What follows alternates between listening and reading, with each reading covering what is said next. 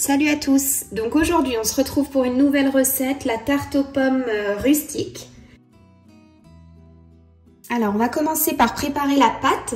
Donc c'est une pâte sablée sucrée. Ça convient pour tout type de tarte. Dans le bol de mon robot, je mets ma farine.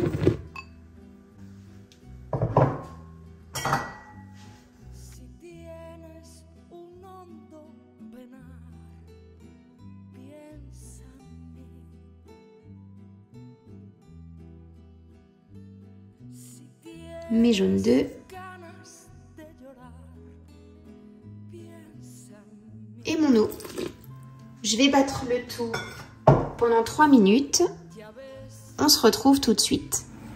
On a un mélange un petit peu sableux. Je vais ajouter mon beurre que j'avais placé au congélateur. Voilà, donc ma pâte est prête. Donc comme elle est bien froide, étant donné que le beurre était au congélateur, je vais pouvoir la façonner directement en disque.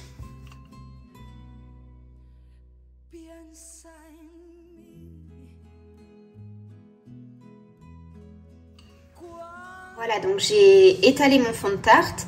Je vais pouvoir le déposer sur un papier cuisson pour pouvoir y disposer les pommes. Je dispose mes pommes préalablement coupées en lamelles le plus joliment possible. Donc là, on n'est pas du tout dans la recherche au niveau de la pâte du cercle parfait, hein. Bien au contraire, le côté rustique va être amené, vous allez voir, par le fait qu'on replie la pâte sur les bords de la tarte. Donc voilà, disposez vos pommes et on se retrouve juste après.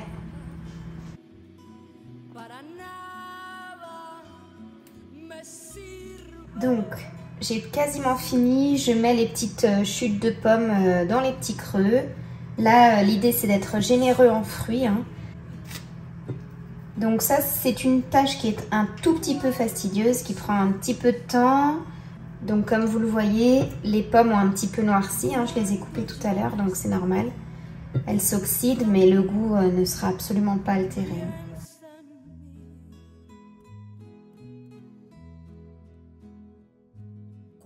J'ai ajouté donc le sucre vanillé et la cannelle par-dessus.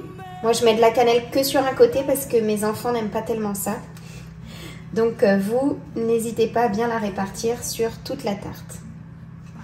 Je vais replier les bords.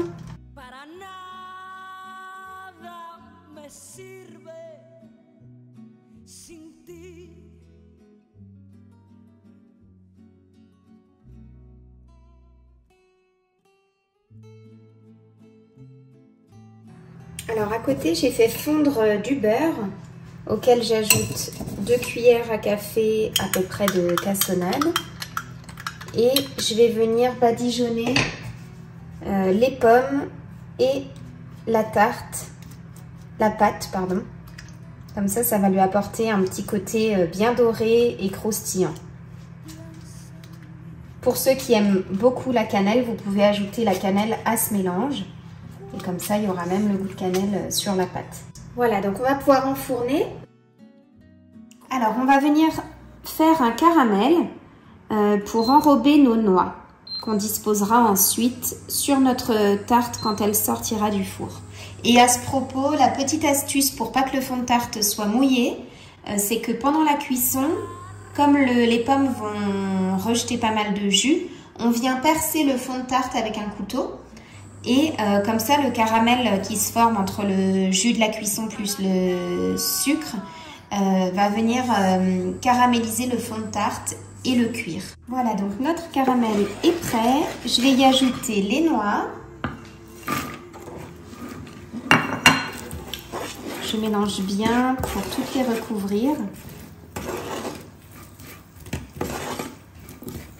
Et je vais réserver le temps que ça refroidisse. Je les casserai en morceaux et je les ajouterai sur la pâte une fois qu'elle sera cuite. Donc là, je coupe au couteau mes noix caramélisées une fois qu'elles ont bien refroidi.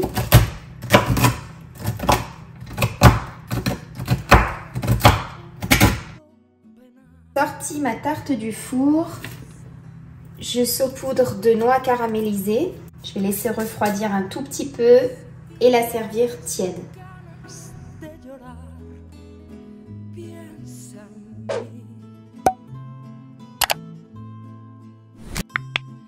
Ya ves